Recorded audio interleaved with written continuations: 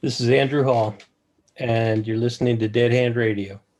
My guest for this episode is the Undead Gaucho, UFO and paranormal researcher, photographer, and filmmaker, and a strong advocate for the disclosure movement. His YouTube channel is a place for those interested to join in the conversation during his live streams as he takes audience questions and comments and discusses the most relevant top of mind topics around the world. He's in Buenos Aires. I don't know if I pronounced that correctly. Argentina.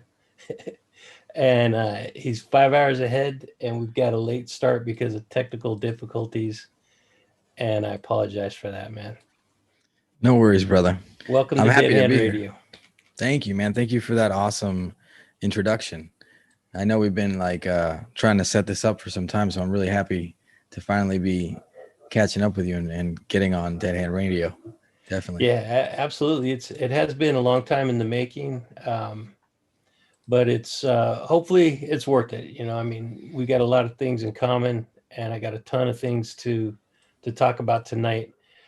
So I'm excited to get into it. Before we do that, I just want to give a huge thank you to the listeners of the podcast, viewers of the live stream, and supporters of the work that I do. This tonight is I'm celebrating my 1 year anniversary for the podcast. Congratulations, man. That's great. Thank you, man. Over the last year, I've produced over 60 podcast episodes. It's been listened to and downloaded in over 55 countries, and I've been live streaming since February 5th. And this is the officially the first episode of my second year. That's awesome. So, How does yep. it feel? How do you feel I feel after all that? great. No, I feel amazing, man. That first of all, that anybody is interested to listen to what I have to say. Um, because I would never put myself in the category of a researcher, an investigator. I'm simply a curious person, and I want to find out and listen to other people's experiences and hear what they have to say about the topics that I'm Yeah. interested in. Yeah, but I feel like there are researchers, you got Richard Dolan, you got a lot of the old guard that had like the suits and the glasses, and they look like kind of like pulled out of an Indiana Jones film. Researchers, really badass, like Stan Friedman and some of those that have passed already. But I feel like the new age researcher is really just a curious mind, especially that now it's like we have so much at our fingertips with the internet that I think we're all kind of researchers at the end of the day. Like you said, you love to hear people's stories and you're just digging and searching. And that's what it is. It's researching. Yeah, absolutely. And I mean, the research that I do is, it's pretty superficial. I go look at um, some of the documents. I don't even do as much research as you do. I've seen some of the live streams where or some of the videos that you've put out with the research that you've done, where you've listened to countless hours of audio from people that are reporting UFOs. I mean, that kind of research to me is that's another level. That's another level. I'm not on that level at all. Um, I just I, enjoy talking to people and hearing what they've learned through their study of the topic, through their experiences with the phenomena. And that's really what drives me. yeah. And I mean, at the end of the day, I guess that's what drives me too, because I feel like it's such um, a lot of people think about the tech, the saucers, the craft, and all these kinds of things. And as I've looked into this more and more, I've realized that it's the people and the interactions they have with the phenomenon that I feel like matter more these days. Because if not, we're just waiting for answers, right? We're waiting for some higher power to tell us what's going on. And some people might already know what's going on or have an idea or have an experience that can help us better grasp that better grasp what's really occurring when we're interacting with the phenomenon or what it is. So I think what you're doing is actually great. Sometimes listening to 100 hours of of audio recordings doesn't get you that far, you know. Like I have to say, a lot of the stuff I listen to, it's really interesting. The New Fork recordings, anyone can find them. If you check out the videos, there's a link to all of them there. You can download them. It's like a zip file. But it's fascinating to me to see that how long people have been dedicated to trying to accumulate data on this topic, as the people calling in the hotline itself existing back in that time, so many years ago.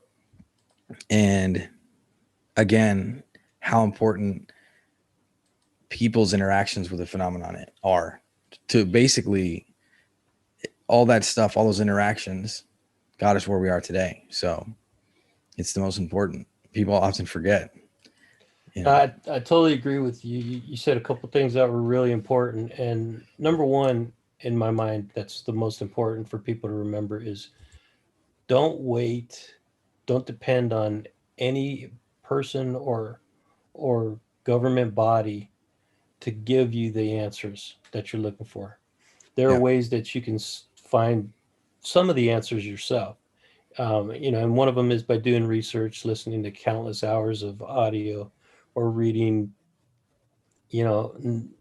thousands of documents that are available on the internet, that have been Yeah. released by the government. There are experiencers that you can talk to.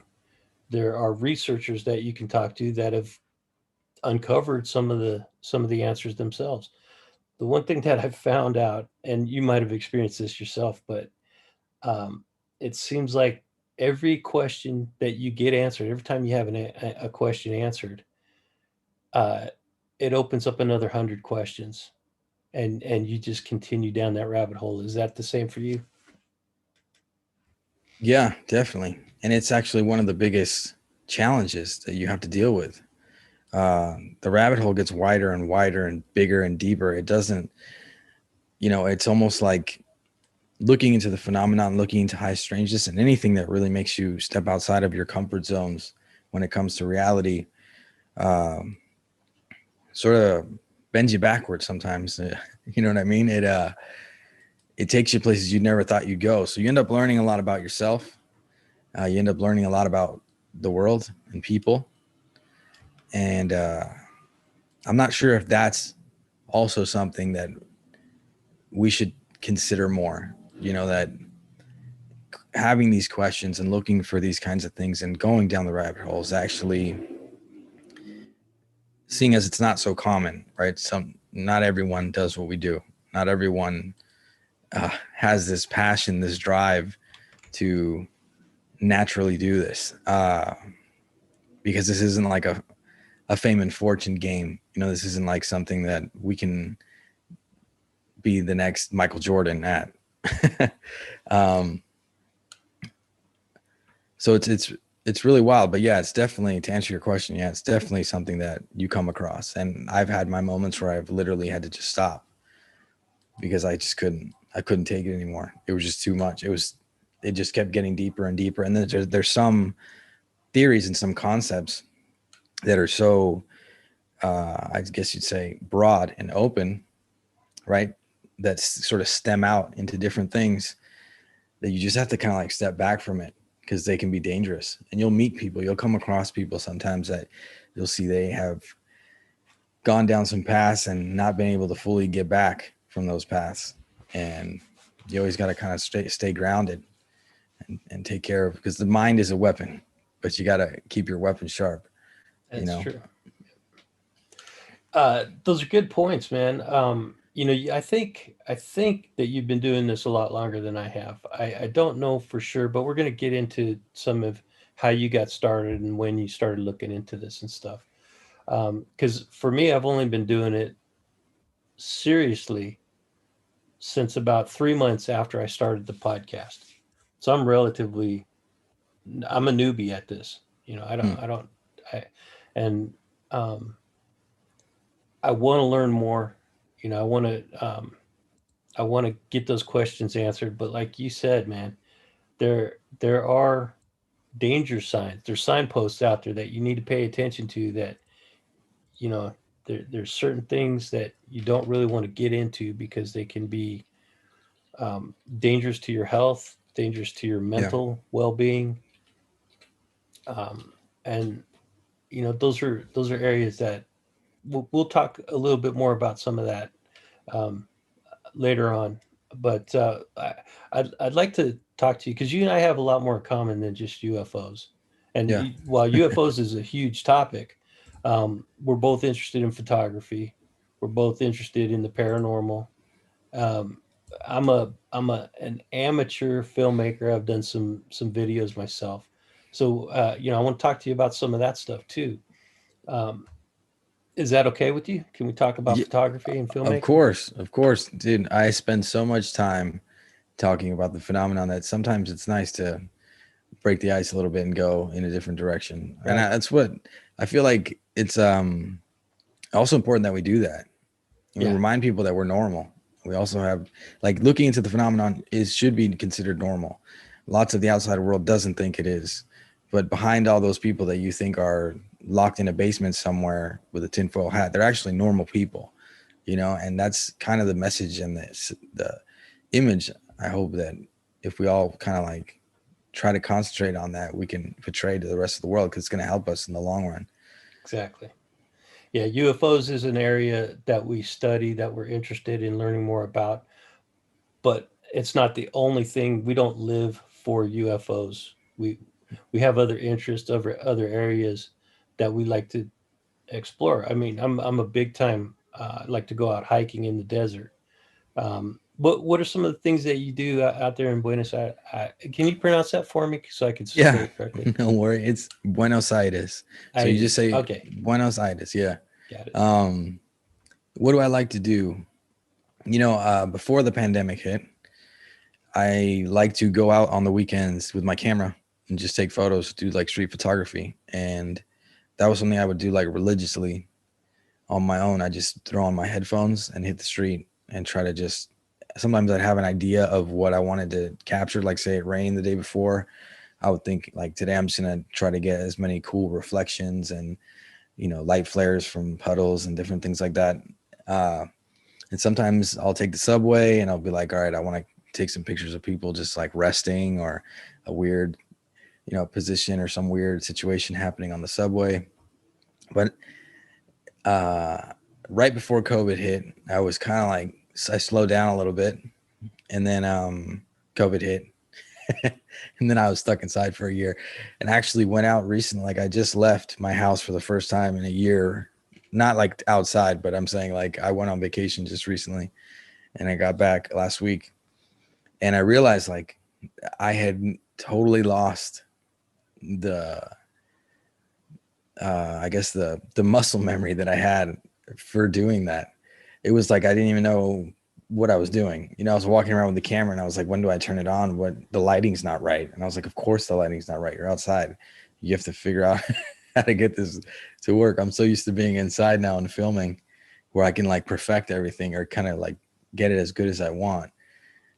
And yeah, but that's one thing I like to do. I like watching films. Like you said earlier, I consider myself an amateur filmmaker, in the sense of I have done some, like I guess we did like indie horror film, entered it in a competition over here. They showed it in a theater. It wasn't that good at all, but it was fun. It was a good experience. But my goal is to actually, you know, apart from having a 9 to 5, and we're also living like in a new age where if you are a filmmaker or a creative person, you can actually make a living from that now. Like, all these young kids probably don't realize that when I was younger and in college, back in LA, it was like, oh, you study art and you want to do something creative. Well, you're not going to make any money. So good luck with that. And that kind of like killed a lot of people's drives. But now we're in a time where even with photography, you can sell your photography online. You can, some people make livings off of these things, and or good money. So it's kind of inspiring. But coming from that past, growing up in that time where creative people didn't have hope, I got a 9 to 5. I have a normal job, so it's like it has nothing to do with the creative stuff I do or UFOs, and that takes up a lot of my time. So I would love to just do what I want to do, and I hope to do a lot more with cinematography and filmmaking this year. I'm really trying to buckle down because the years keep passing, and I'm just trying to, James Fox is a real inspiration. Like documentary filmmaking is pretty interesting. I think it's a good step, like a first step. I know you said you worked on some stuff. What have you done? Well, I do. Like I said, I go out into the desert and do a lot of landscape photography. I That's do awesome. some urbex. I like to shoot abandoned and decayed buildings, things like that. I follow you on Instagram, and I liked your profile. Oh, I liked cool. your pictures. Yeah, I was checking them out. Thanks. Yeah. Yeah, you have really good taste, and that style. I like your style because that's kind of, there's a place here in Buenos Aires. I made a video. I used to upload videos on my channel when like in the very beginning of my channel. Also during when I started talking about the paranormal and stuff like that, I would still kind of include every so often something just about life or about Buenos Aires, or I had like a few videos where I would just go out and do street photography. And there's this place that I kept driving by on the way to work, and it was like a shipyard, but it's in like kind of a seedy spot, right? It's like off the side of a highway where nobody goes. So one day on the way to work, I just got fed up with looking at it, and I decided I'm just gonna go, whatever. Let's see what happens. And it was amazing because there was abandoned ships and like just all this old, you know, old pieces of ships laying around and dirt road and the water and a factory in the background. So I like that style, and that's definitely part of it's part of what makes photography beautiful is the Yeah. adventure, I Yeah. think. I agree. Totally agree with that. There are some areas the trains run through here, and there's some areas where you can get right up on the tracks. Now you got to be careful about doing that, and I don't recommend anybody do that. But you could go right up to the tracks where these trains are rolling through town, and snap some pretty cool pictures from really close up to the trains. And it's like you said, man, just the adventure of going out there and doing things that very few people actually do, going to places that Exactly. few people go, and recording it. That's something that I really enjoy doing. Um, and then besides that, the podcasting. So that's another. I consider it a pastime. It's becoming more and more of a all-consuming project for me, Yeah, because it does take a lot of time, to produce. it does. It does. And I started using the audio from the lives as a podcast. Yeah. And the other day before the vacation, I had to like pack and put everything away. And I said, all right, I'll edit the audio because we did it on Wednesday. And then I was like, I'll edit it on Thursday or Friday before I'm done packing or after I'm finished packing. And it was like 1 a.m. No, I passed out. I just completely fell asleep. I was editing and I'm listening to myself. So I'm Yeah. like, Yeah. I'm trying to like cut out the weird gaps and me coughing or whatever. And I passed out. So yeah, I totally have a lot of um like I admire like people that have legit podcasts. Like I hope that I can get some guests on my podcast. Like I haven't even like I keep saying I'm gonna try and do it, but I'm so used to just talking to the community or just like creating a video on my own or doing something on my own that I don't have that like it's hard for me to reach out to people. I've been so used to being alone that it's like it's difficult. The one thing that I would say to that is don't change the format of what you're doing. Maybe a guest once in a while Yeah. would be cool to do, but you've already built this format that people are used to, and there's a couple of advantages to what you do. You don't have to script a lot. You Hmm. might come up with maybe a general topic that you want to try to stay on for the conversation. But it's really advantageous that you don't have to do a ton of scripting for that. Yeah, When I started out, I was doing monologues, and that required hours that of takes forever. research, Yeah, yeah, and then a ton of writing to write yeah. the script, recording, editing. It was just a way too much work. When I do videos, I used to do videos and not script them, right? If you check out my old stuff, like not the lives, but the actual videos on the channel, if you check out my old stuff, sorry, I have I used to go outside, right?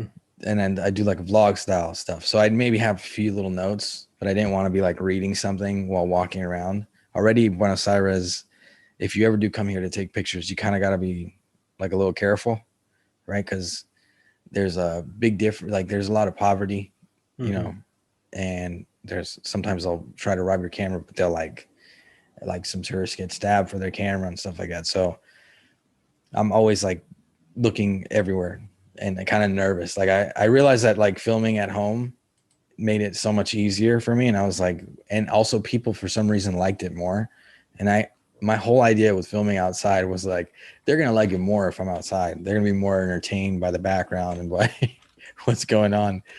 And I found out it was completely different. But talking about scripting, yeah. So anytime I make a 3 or 4 minute video, some people are like, oh yeah, so you have this short message that you try to get across. It took me like 3 hours to get everything ready, to figure out how I wanted to say it. Sometimes I'll write something and I'll completely just be like, no, this is completely wrong. And yeah, I totally get it. And if you want to script a podcast that takes like an hour and do like a monologue for an hour, I'd say, yeah, I could imagine that would take forever. Like I couldn't, if I ever do that, it's going to be like a full length film, like I'll do a documentary, like a James Fox documentary, and then I'll script the whole thing, but I just can't, it's too long. Like I agree with you though, but it's awesome because it sounds great. Because when you talk just like off the top of your head, or you're just like expressing what you think, there's moments where, you don't have the right word that you want to use. And everyone wants that like Morgan Freeman Right. kind of like speech, you want to give that effect. You want people to remember what you said. And then it's crazy when you script it. At first I was worried when I did the first podcast, or I came on as a guest on a podcast or something. I was like, well, I'm not going to sound exactly like I sound in my videos.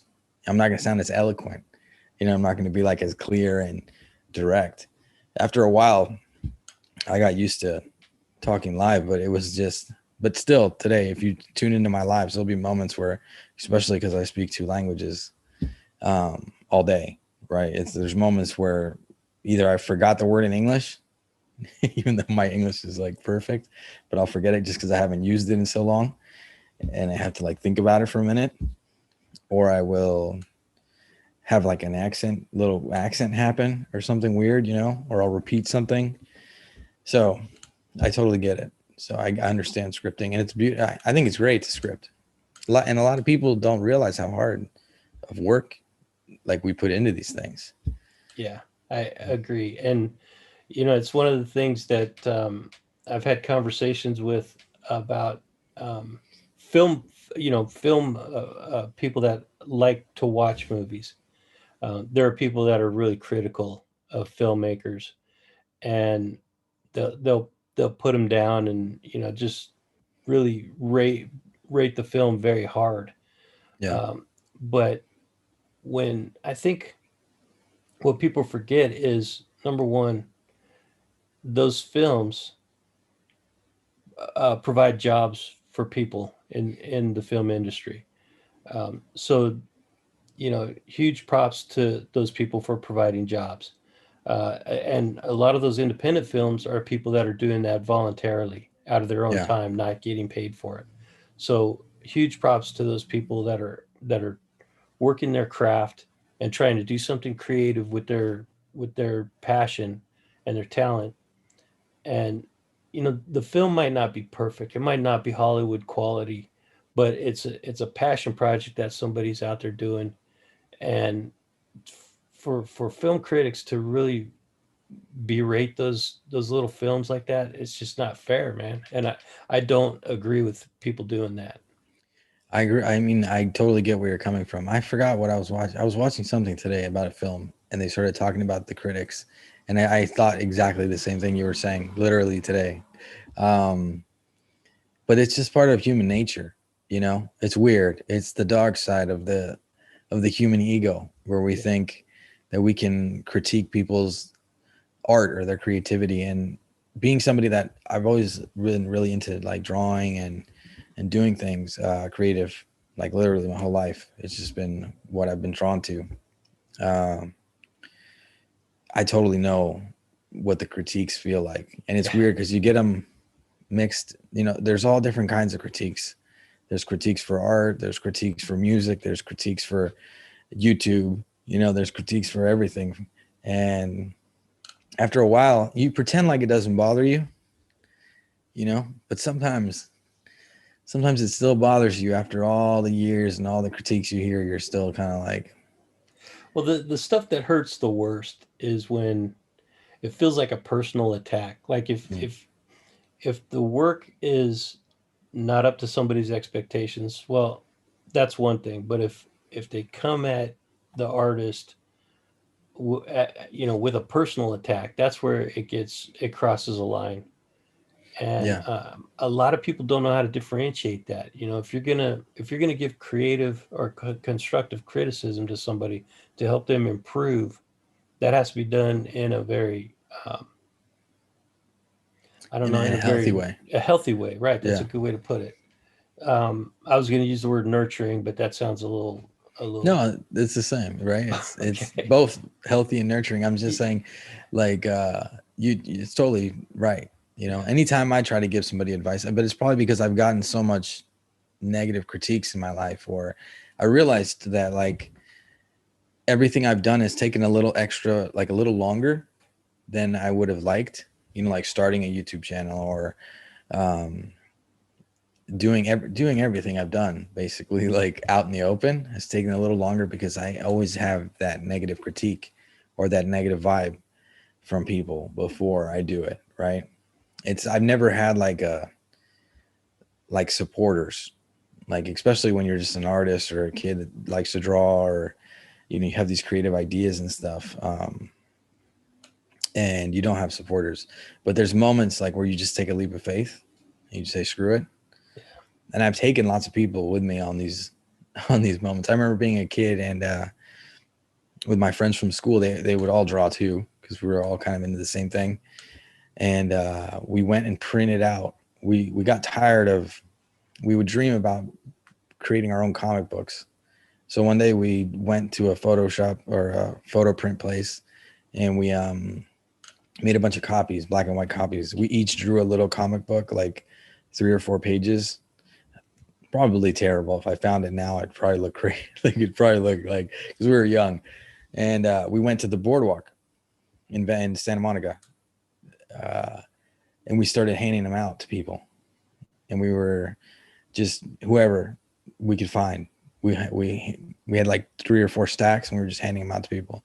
And I remember a cop came up to us, and she asked us if we had permits to be, because people started giving us money, wow. like as like saying, you know, like, oh cool, look at these young kids out here giving out comics they drew. Here's $1 or something. And we were just like, oh cool, thanks. And I'll never forget the cop coming up and saying like, you guys need permits to sell here on the boardwalk. And we're like, we're not selling, we're just giving out our art.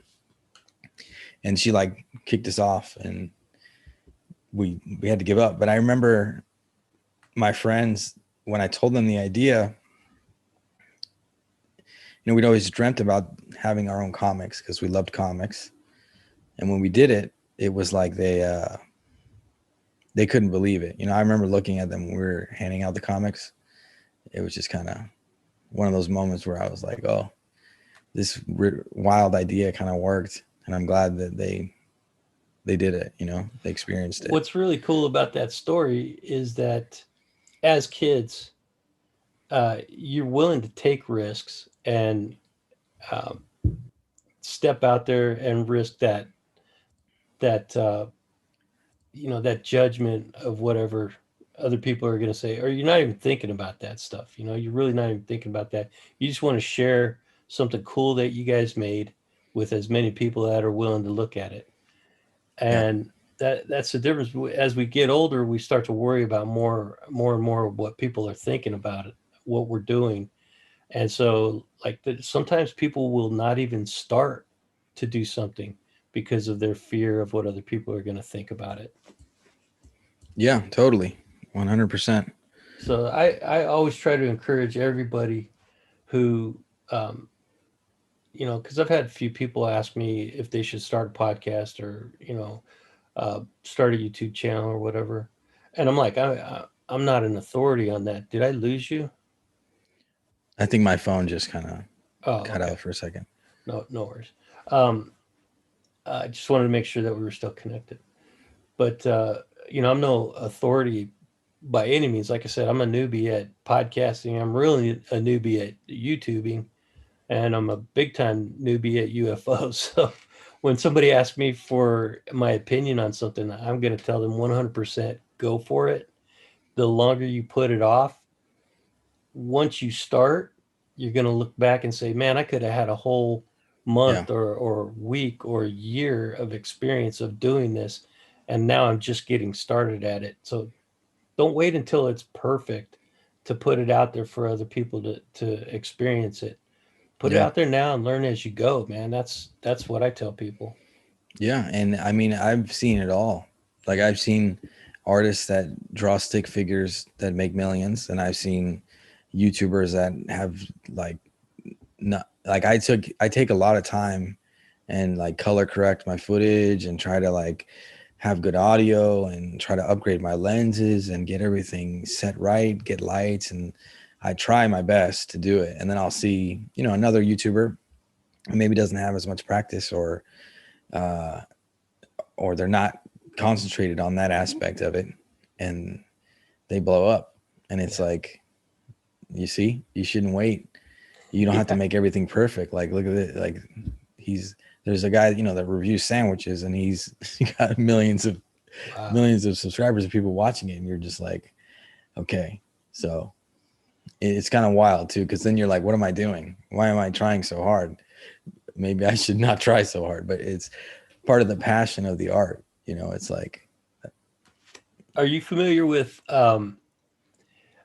Luis Jimenez? He's got the the celebrity. unidentified celebrity review. Yeah, Mm-hmm. yeah.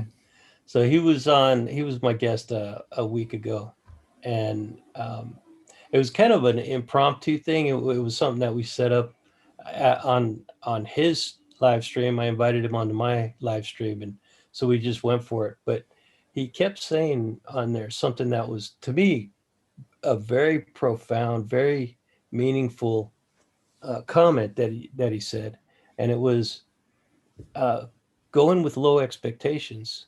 Have set your expectations very low, like almost okay. If you expect to start a YouTube channel and have 1,000 subscribers and 100 people tuning into every live stream, you're going to be disappointed. I'm sorry to put that reality out there, but almost nobody starts out at that level. Yeah. Uh, but if you expect to be able to put out a video where you can coherently express your message, and maybe somebody will come along and watch it, but don't expect anybody to watch it. Just put something out there. Then your expectations are, anything above that is going to exceed your expectations. You're going to be happy with the Yeah. result, right? Yeah. So, but put the expectations on yourself, not on how people react to it, Exactly. right? Yeah. Exactly. And that's part of that's actually like the most powerful thing you can do Yeah. with life in general too. It's like, I remember being a young kid and thinking I'd be happy if I was like a fat surfer with some kids, and that was it. I never wanted a Lamborghini, or if I got one, that'd be great, Yeah. but it's part of it. It's just the have goals and set them, but also be realistic and think like do it for yourself. Yeah, You know, if it has to do with creativity, you have to do it for yourself. true. If not, it's not going to work. Life lessons 101 with the Gaucho, with the Undead Gaucho, man. Uh, I love it, dude. That was an interesting conversation. We talked about your creative pursuits. Now I would like to talk to you a little bit about the paranormal stuff that you're interested in, because I know you do a lot of stuff. You talk about UFOs on almost every podcast episode or live Yeah. stream that you do. I don't hear you talk about the paranormal stuff as often. Yeah. And so, what is it that is interesting to you about the paranormal? I mean, I'd have to say it's the same thing that interests me, you know, that drives me to look into UFOs, right? Like the Mothman and all these different kinds of cryptids and creatures that have existed, supposedly these mythical beasts, the occult, and how people believe that they can use, you know, magic to summon entities and open portals, like Aleister Crowley, and you know, how it kind of all ties back into everything, which is really weird and really trippy once you start looking into it. And it's kind of why most of my focus ended up becoming about UFOs, because I've always been into UFOs and I've been into every aspect of high strangeness, right? So altogether, I would call it like paranormal, even though some people disagree with calling the UFO phenomenon paranormal. But for me, it all kind of stems from that same place where somehow this reality that we live in is a lot stranger than we think. And in order for us to accept that there are intelligent extraterrestrials or multidimensionals visiting us and interacting with us, we should also begin to flip the rest of the pages of the book and start to understand that a lot of those mythical stories and those occult rituals and all those things people used to do, that they were taught by the gods, you know, by these visitors from other dimensions and other realities. Those things, they all go hand in hand. So, I mean, a lot of my focus has been on the UFO topic as for a while. But I still, like I said, I think it all goes hand in hand. I agree You with know, you. did you know, do you know about Jack Parsons? A little bit. I know that he was part of the rocket program for the Yeah. United States, and that he was either friends or had something to do with uh, was it Aleister Crowley?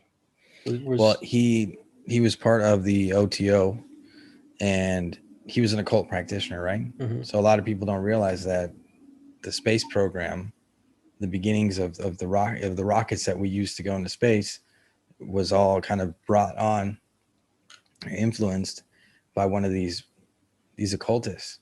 Mhm. And people often ask me, I was talking about this yesterday about Nazis in Argentina, right? And yeah, I said it yesterday on the live chat. The Nazis were a hot commodity, and they were considered occultists. You know, when they were like getting traded like baseball cards all over the place after the war. Right, that's right. The paperclip, Project Paperclip. Exactly, Yeah, Project Paperclip. So I think it's funny when people ask me like, "Oh, so what about the Nazis in Argentina?" I'm always like, "Well, guys, there's Nazis everywhere. They went yeah, everywhere, and they did a lot of stuff all over the place behind the scenes." And there's a group of people that I would say, you know, I would call that they were also believers in the paranormal. They thought the paranormal was normal, you know, the real society and all these different things. But the more you look into it, that's how what we were saying in the beginning of our talk about the rabbit hole getting deeper and deeper and things getting crazier and crazier. And somehow, some way, I find myself back at the UFO topic almost every time, or back in the same corners of the occult and back into the same, you know, looking at the same cryptids. And I'm thinking, how is this all tied together? What does it mean? And if you believe in one thing, I don't see why you wouldn't believe in the other. You know, obviously, always you have to have a clear mind and good judgment, but you got to be, if you're going to step outside the box, you might as well take it all in. I agree. Yep. There is there's a couple of places where all of the weirdness happens in the same spot. Yeah, Skinwalker hot Ranch spots. is one of them. Yeah, you got the UFOs, you've got cryptids, you got ghosts, Yeah. hauntings. There's another place who the my most recent episode that I just published is a UFO investigator who worked with a guy named Ted Phillips, who he was a colleague of Alan Hynek, who I'm sure you know or know of. Yeah. But Ted Phillips, majority of his work took place in a location known only as Marley Woods. Now the name is fictitious, but the location is real, and everything that happens at Marley Woods is like a carbon copy of what happens at Skinwalker Ranch.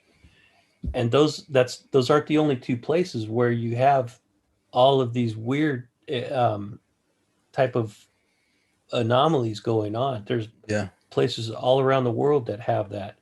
And so, like you said, man, for people to believe in UFOs and not believe that there's cryptids, that are out there, or there's not such thing as ghosts. Um, Yeah. they're really only getting. It's like a scientist that believes that um, gravity is real, but the world is flat or something. Yeah. They believe one thing, but they don't believe the other thing. Yeah. I mean, it's almost like like having a map and having missing pieces of the map, and you're trying to get to the X, right? Yeah. You got to throw all the pieces on the table and then put the map together. Say you find the map in pieces, because if it's all leading to the same thing and it's all stemming from this reality, then Jack Vallée's his idea, his concept of multidimensional beings, right? Of these beings not being from maybe they are from another planet, but another dimension, right? Another reality. That made me think about because there's a story about Aleister Crowley summoning a entity with an occult practice. The entity was called Lem. Some people think it's a representation of Crowley. There's all these ideas, but when you look at the picture of Lem, it looks just like an alien gray, right? Mm-hmm. And if the extraterrestrials or these beings are multidimensional, right? Or I guess you call them, I think it's called ultra terrestrials when they're multidimensional. If they're from another dimension, I don't see why one of these, I totally understand why somebody would think it was a demon, or where the idea of a demon came from, or where the idea, I feel like it almost all ties together. And also considering that some people think you can actually, like the CE5, the practice of CE5 and using your consciousness to communicate with these higher level entities or these beings. That's basically like magic. That's like practicing the occult. You're summoning a UFO with your mind, which is wild to think about. And it starts to make you kind of like tread the line and start to think about everything.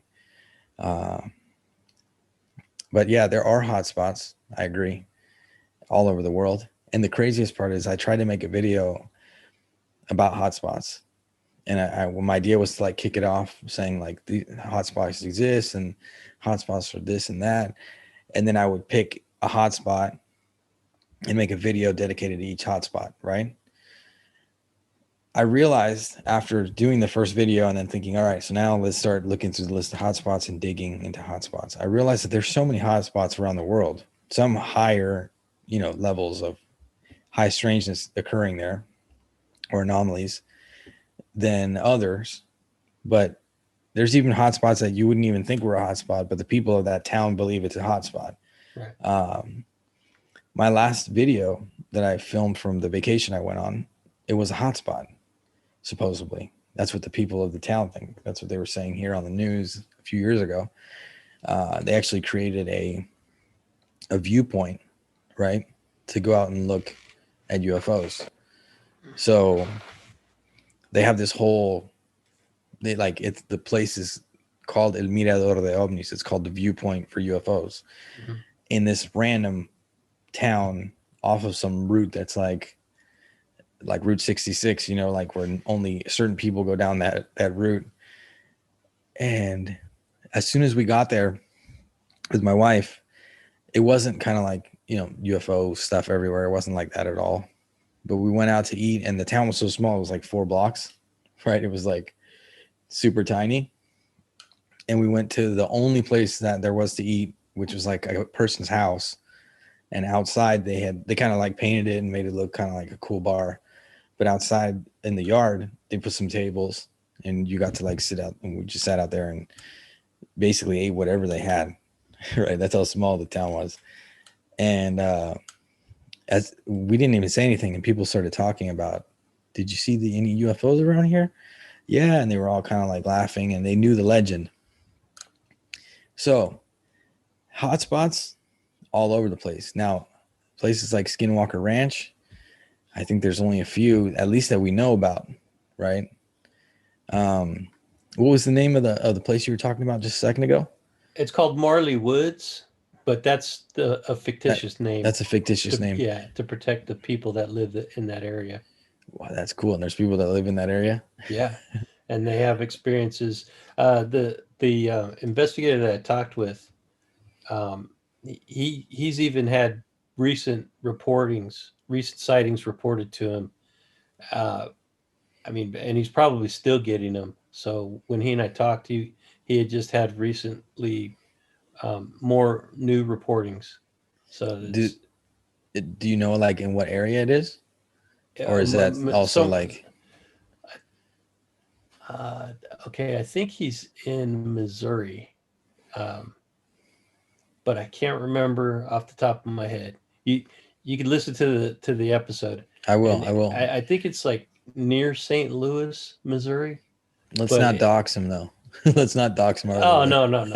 He says it on the video, where he lives, but he doesn't say where the location is.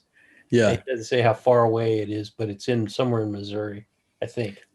The other day I was on Twitter, and somebody was talking about George Knapp and something that he had said in a recent podcast, and I just started thinking to myself, like, there's only a few people left like George Knapp, like Jack Valet, like these old school researchers that actually go to these places and go on these adventures and go down, that dark tunnel with a torch to try to find the answers. And I feel like that's also what we're missing. Like, the digital age has brought us to this point where I could read 1 million files, and I could, watch 1 million videos, right? Yep. People could watch me all day and all night. But at the end, I still have to tell them, like, none of us have the full answer. Even some people that I feel like have had close encounters and have had supposedly, I don't know, the beings tell them a message or give them a message. I feel like that's also like not the full scope of what could be going on, right? Yeah. So I think we need to get out there. So if there's places that exist like that, I'm glad there are researchers talking about them. And I hope one day to go to Skinwalker Ranch. That'd be kind of cool. That'd be a cool little adventure. Skinwalker Ranch would be it would be interesting to go there, but the problem with these hot spots is that they could be dangerous to your health, to your physical health. Yeah. His name is Tom Ferrario. It's hard to pronounce his last name, but he was telling me that during one of his investigations out at this Marley Woods place, he was like hit by this beam of light, and it caused some kind of a weird rash on his skin that he never really completely recovered from. Yeah. And other people in that area have also had similar, like, negative health issues related to the phenomena. Hmm. So if you're going to go out and do this kind of on-site investigation, you got to be aware that there are health risks to it. Oh yeah. Another Yeah. thing that's I don't weird, think people should. Sorry. Keep going. Sorry. that people have reported experiencing is hitchhikers. Like when they go to a location to investigate it, and then they leave, and the phenomena follows them, so they start Oh having yeah. weird activities at their home. They call that hitchhikers. So Yeah. yeah, there's you got to be aware of those risks. Yeah. Um, I agree. I was gonna say I say it all the time when it comes to the UFO phenomenon. Like if you see a craft, you should think about it before you run up to it. Don't touch it. You know what I mean? You can look at it. Maybe don't even get too close. Uh, Maybe nothing will happen. Maybe something will happen. Maybe they'll kill you and then bring you back to life, like Travis Walton. But exactly. there's still, I was saying this the other day. Like I went on this trip and I was trying to think, like, can I somehow do something like C5 to try to, because supposedly where I went, it's considered like this whole route and this whole part of Argentina. Argentina in general, people say it's kind of like a hot spot. So this route is Route 40. It's kind of like abandoned. It's just a barren, empty road, right? For miles and miles and miles and miles with different terrains and different minerals and different animals. And it changes all the time. Um, and I was thinking it'd be cool to have a close encounter. The whole time I was thinking to myself, I'm open to have a close encounter. And this is the kind of place where a close encounter should happen. But there was a moment when I went up to this, we got to that town, that supposed hotspot, and we went to the viewpoint at night. My wife at first was like, maybe we shouldn't go up there at night. She's not into this like me, right? She's just normal. She's 100% normal. And she first of all, it's like a dirt road with rocks and stuff going up there. And we couldn't tell if it was like a cliff or if there's no like posts or lamps or nothing. It's just dark all the way up. And the only reason we went up is because we went to that restaurant. We heard people talking, and then we ended up talking to some people, and they said, no, yeah, you can go up there. We went up there just recently, and it's not a bad road to get up there. But when we got there, I got out the car and she stayed in the car, and I started looking up at the sky and thinking, clearing my mind and trying to do like what people say you should do when you do like CE5. But in the back of my mind, I was thinking, what if something actually does happen? And now my wife is in the car and I make it happen. And I didn't tell her, hey, I'm going to get out of the car and use my consciousness to contact UFO. I didn't say that. Like I just got out and was doing it in my, my subconscious. And as like an experiment. Right. So, but what if something did happen and something happened to her or something happened to both of us? If it just happened to me, whatever, I'm totally at this point of my life, and as many videos and how my face is just plastered all over the internet talking about this, I'm pretty open to the idea of having a close encounter. If it's negative, it'll be negative, and I'll tell you. I'll let you know after, and we'll talk about it, and I'll let you guys know that it wasn't a good experience. And if it's a positive experience, I'll let you guys know. I'll be the guinea pig, right? So it's kind of this idea of getting your boots muddy, but you gotta have it on. You gotta either be alone or have a team of people that all have that same mentality, that are like, if something does happen, I'm okay, like with something happening to me at this point. Like, Yep. like if I go to Skinwalker Ranch, if I get there, I always said this about ghosts and ghost hunters. Like when you watch a ghost hunter show, I'm always like, why are they afraid of the ghosts? If they're hunting the ghosts, it's like, imagine if you were hunting something and then you saw a deer, you're hunting a deer, you see it, and you start screaming and running the other way from the deer, or freaking out because you see the deer. no, you've been hunting this the whole time. So now calm down, take a breath, and try to try to get what you came for. You know the answer to that, right? Yeah. Because it's not good TV if they don't get scared. Those Yeah. guys getting scared, that makes ratings go up. Yeah, no, totally. So some of those, I think some of those reactions are a little bit embellished. I think they Oh, yeah. legitimately get scared at times, but I think that they overreact to some of those experiences. I On totally the get TV shows. I get the shock factor though. Yeah. I'm a guy that, like when you see something pop up in your vision real quick, and no matter what, no matter who you are, you could be like a guy on death row. And if something pops up a certain way, you're gonna go like, whoa, like, what's going on? Yeah. I always thought like if the day you see something, don't expect yourself to be your mind to completely process what's happening, right? Like I've had some strange stuff happen to me in my life when I was younger, and I've had some stuff happen in Buenos Aires. And the weirdest thing is like it's almost like your brain has to process it, like for real. And it's not like, oh, I saw something weird. It's like your brain is taking it piece by piece and processing it. So what how much time do you want to give me first? Because I know it's like 1 o'clock or 2 o'clock in the morning over there. it's 1 o'clock, but it's okay. I slept a bunch today, so. Oh, okay. So if we go another half hour, maybe 40 minutes, are you okay with that? Yeah, Okay. of course. Yeah, definitely. Can you to share? Because I've never heard you share any of your experiences. Yeah.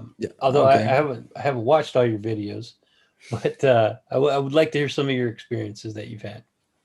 Okay. Sometimes, I'll forget some of them, right? And it's been a long time too since I've talked about some of them. But when I was a kid, I used to see in this one apartment when I was small, I'd see like shadow beings, right? Like, like the paranormal, there's a paranormal thing right there, shadow people and shadow beings and that kind of stuff. And people say it's sleep paralysis, or it's, a kid in the dark seeing things move. Use your imagination. Confronted these things. I confronted one of these things that was in my room, and it sort of responded. It didn't disappear. It looked at me. I'll tell you the story. I used to see it in the room all the time, just walking around pacing. And after some time, and it would scare me. And I would like go to my parents' room and be like, "Hey, there's something walking around my room." And of course, the boogeyman, right? So my dad finally gave me the talk, like, you got to face your fears. You got to get over it. It's in your mind. It's your imagination.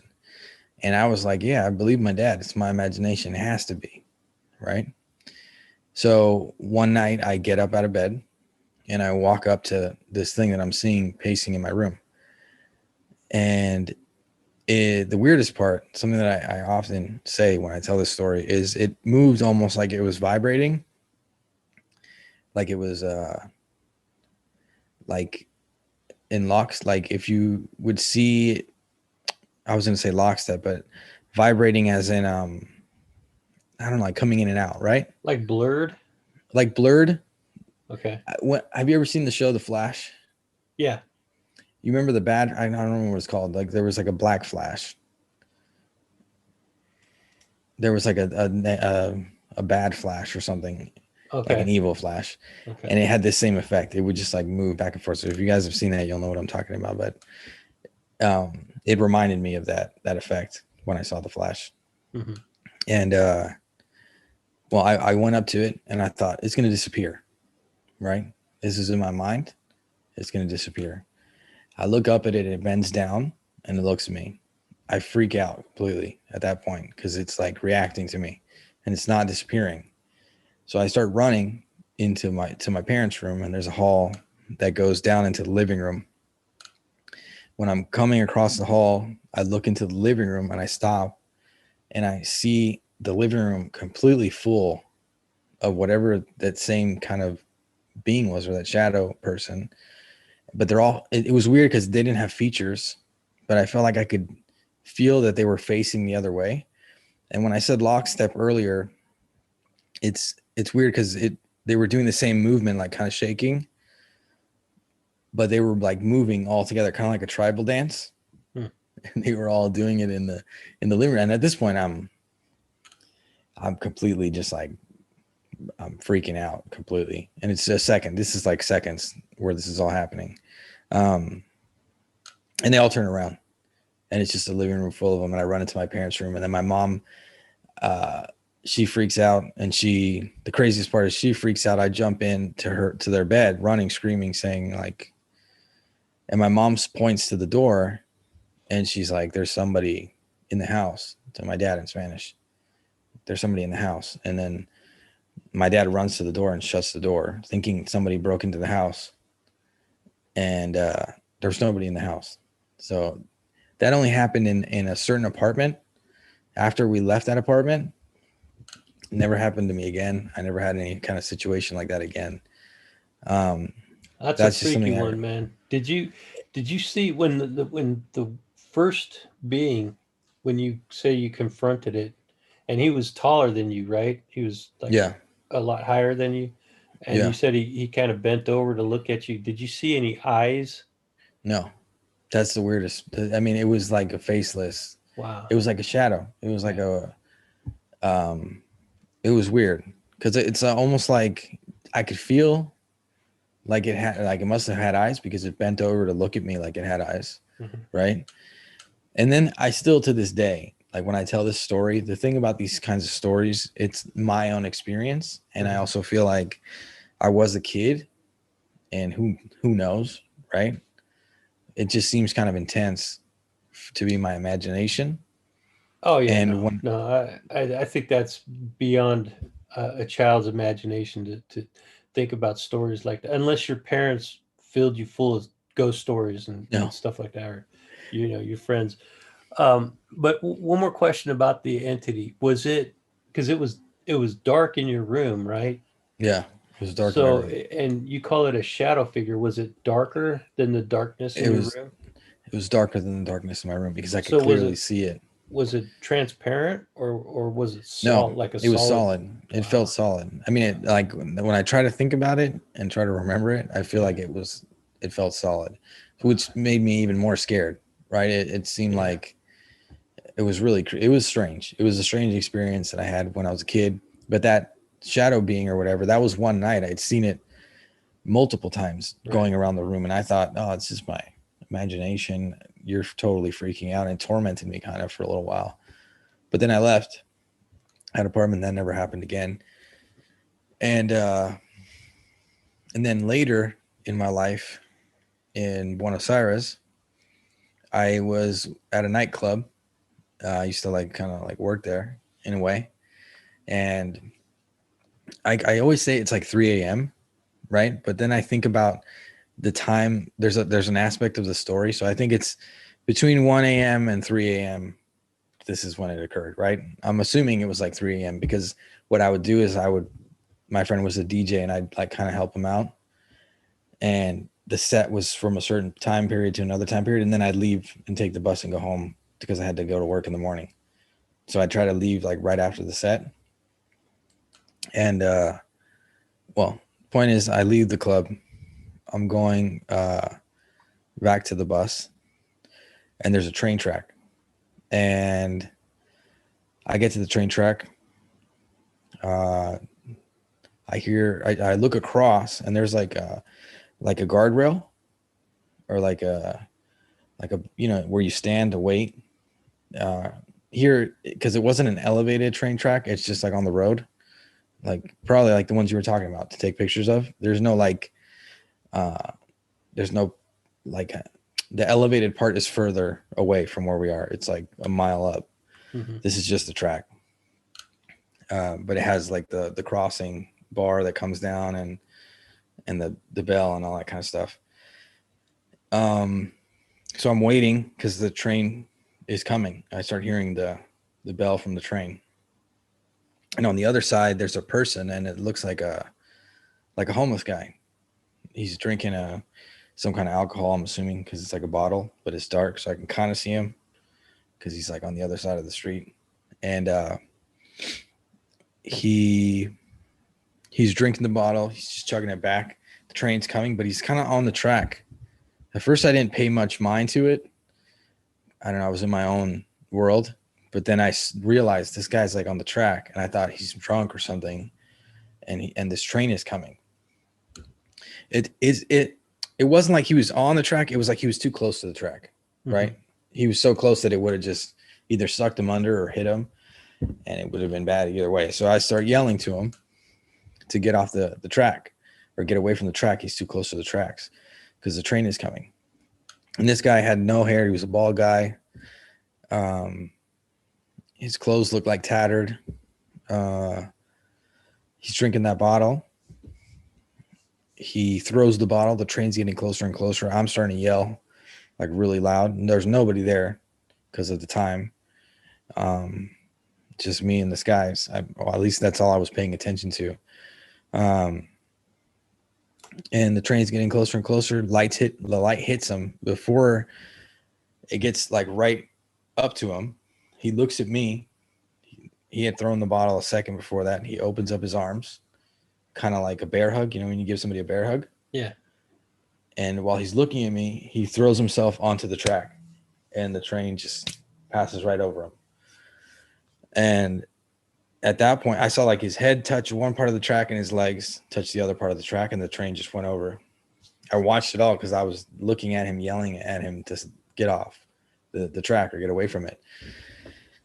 And the craziest thing was too is like the light hit him right as it happened, so I saw everything really clear for a second, and it seemed like he had no facial hair or no. It was weird. It was like I got an image of it for a minute of him, and he just looked strange. And I started yelling to the train, like as loud as I could. As soon as it happened, I'm like losing it at this point. I just saw somebody kill themselves. I'm thinking the train stops somehow. It takes a minute to stop because a moving train takes a minute. So the carts had already, the different cars had already gone over him because it's already multiple cars have gone, but it stops. And I run. First thing I do is run to where he was, right?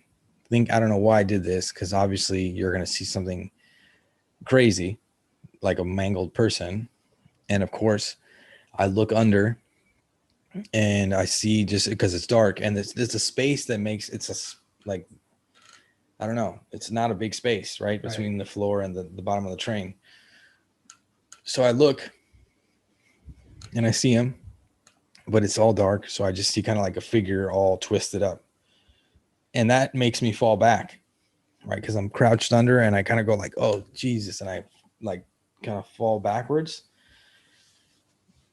And when I fall back, I look back and this is the part that I hate telling. And I always do this. I tell the story and then I say this, that I hate telling this part, and I get uncomfortable.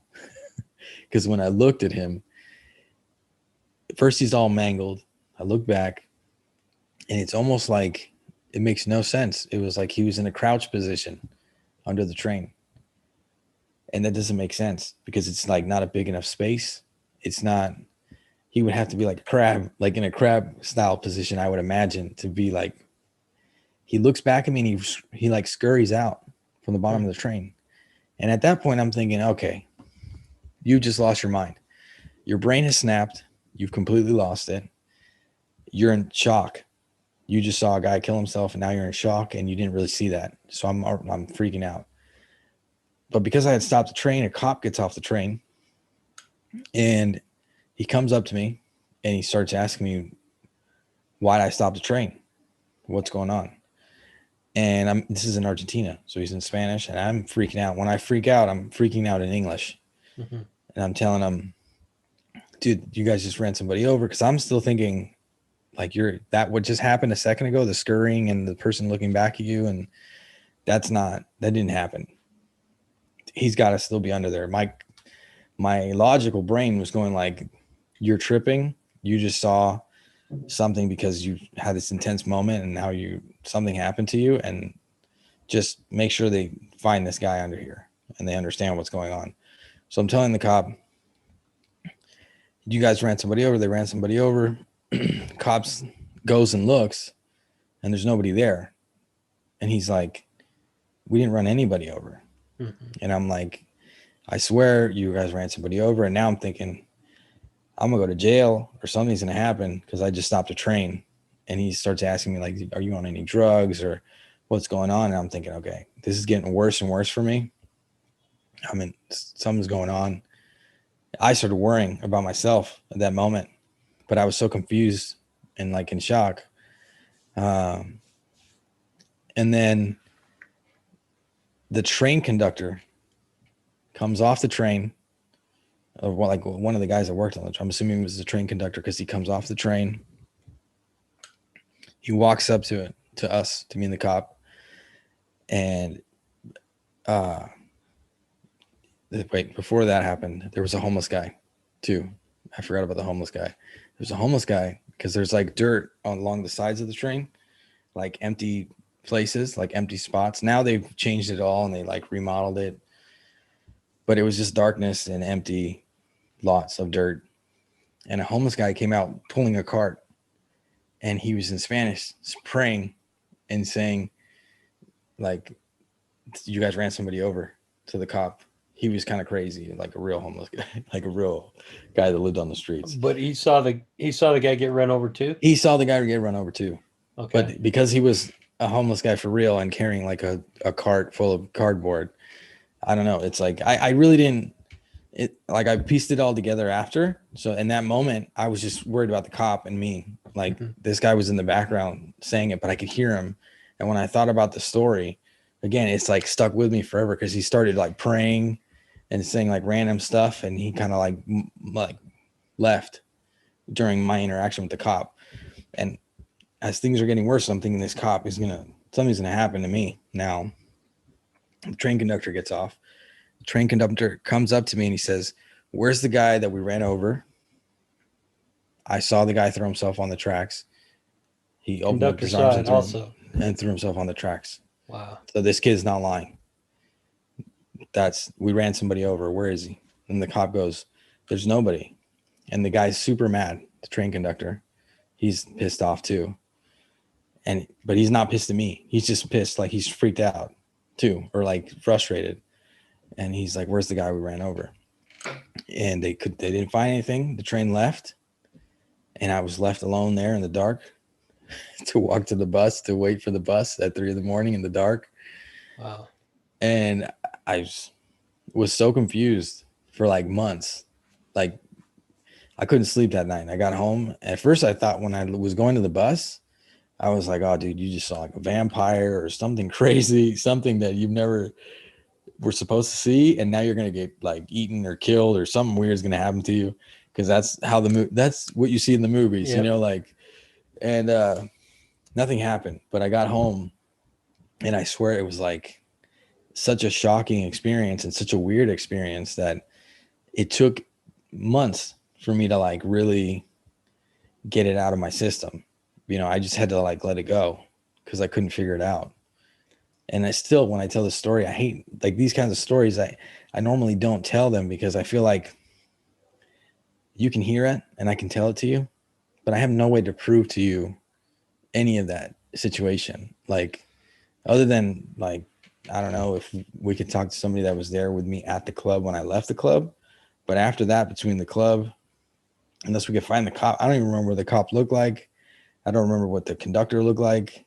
I don't like, if the cop looked like a cop and the conductor looked like a conductor. I can tell you that he had like a blue train suit or something. He was wearing something that I could tell he was the conductor. And then when he said we ran somebody over, I saw the guy throw himself on the tracks. I was like, oh yeah. And the only reason why I didn't get arrested is because that guy was like the guy driving the train, or else I think I would have got arrested for something, like for stopping the train. And like as a prank or something. Yeah, or who knows? Did you ever go back to that spot I had to go by that spot all the time because I would go back to the club all the time. And after a while, I just stopped going. I stopped going to the club, but not really because of that. But anytime I'd go by there, I would think about it. Mm-hmm. But it's weird. It was so crazy and so strange that sometimes people will ask me, so what's an experience that happened to you? What's something strange that happened to you? I'll always tell the shadow being story, right? But this one, I've like forgotten to tell people about this story because it just feels like, even to myself, I was like, dude, you cannot tell anyone this story. You're going to get to work tomorrow and you cannot tell anyone about this because they're going to be like, what are you talking about? Like, I called my girlfriend, my wife at the time, or my wife now, sorry, my girlfriend at the time. I called her and I told her what had happened and that I hadn't been able to sleep and that this happened and now I can't stop trying to figure out what it was and what could it have been and how could this have been possible and what does this mean. And she was like, wait a minute, what are you talking about? You know, she was like, just get some rest and calm down and it's over. And that's that. But I felt almost like that was supposed to happen, you know, like I was supposed to have that experience. And it doesn't matter if anyone believes me or not. Like that was just for me.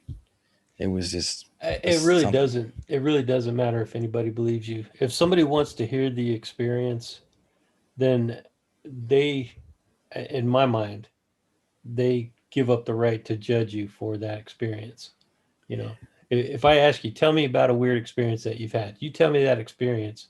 If I'm sitting back here going, oh, man, you know, you're making that stuff up. There's no way that could have happened, or you hallucinated or whatever. That's no longer my my right to do that because I asked you to share that experience.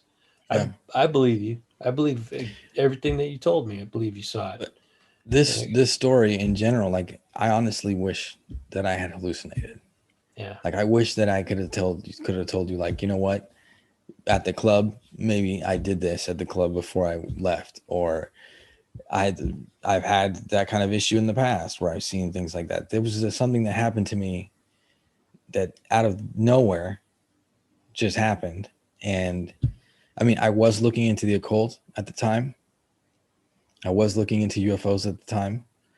And I was like I said, looking into the occult kind of for the first times and printing out stuff and looking at different grimoires and that had to do with, you know, summoning occult, summoning entities and all this kind of stuff. I wasn't practicing the occult. I'm not like cutting chickens up and doing anything crazy, but I was just getting curious because I started thinking about the ancient astronaut idea and what if the occult was somehow influenced by the occupants, and what if that's something they've taught, you know, some of our species. Like if you look at Egypt and what they practice, the Egyptians, and just any sort of, there's so much occult stuff happening that's taken normally, you know, like praying, I feel like is something that it's not the same, it's not negative like some of the occult, right? But Mhm. it's the same concept. It's like you have faith and your faith makes it a reality. You know, your prayer gets answered because you had faith that it would. And it was that meditation and that zeroing in on that intention that made it happen. You know, it's, I don't know. I think the problem that many people have with believing when somebody tells them an experience like that is that they've never experienced it themselves. And if they were to step into the world of believing that something like that exists, that shatters their entire belief system, their entire paradigm. Just it no longer is reality for them. So they have to Yeah. change, and most people aren't willing to do that. Um, I've never, well, okay, I've had some weird experiences, but I've always chalked it up to overactive imagination of a child, Yeah. right? I did have a couple as a young adult, like in my early late teens, early 20s. I had some like had a dream where my grandmother visited me and gave me a cryptic message. I've shared that so many times I don't want to say it again. I was gonna say I haven't heard that one, but Oh, I'd you haven't like to heard hear that it. one? Yeah, No, no. that was an interesting one. She passed away when I was 7 or 8 years old, and then I was about 16, 15, I had to be 16 because I drove. I was driving at the time, 16 or 17. She visited me in a dream, and she told me beware of the interim. And I thought, oh, man, that's such a weird message. I got to find out what that means. When um, in the dream, I was living at a house that we were living in Sacramento. So I drove all the way from Vacaville to Sacramento, which is about a 40-minute drive, 45-minute drive to that house. And because my family still lived there, I think it was my aunt and her daughter were living there at the time. So I went there, and it was still early in the morning when I got there. Go up to the door, and I asked them what that message means, and they didn't know what it meant. The interim, they didn't know what that meant. So I've since kind of figured out what that message means, but I'm not. I'm kind of in between two possibilities. It's Yeah. either the state of awareness between sleeping and waking, the interim is the in between, or it's the state that your your spirit enters after you die. So Oh, it's between your, once you die and what happens after you die, the yeah. interim. So apparently it's a dangerous place to be, Well, it sounds, according to my it grandma. sounds like a dangerous place to be. I Yeah. mean, and if you're a spirit and you realize you're a spirit, maybe you feel like it's a dangerous place. Maybe if you do get stuck in between, or you go somewhere in between, you know, somewhere and here, you might be like beware of that.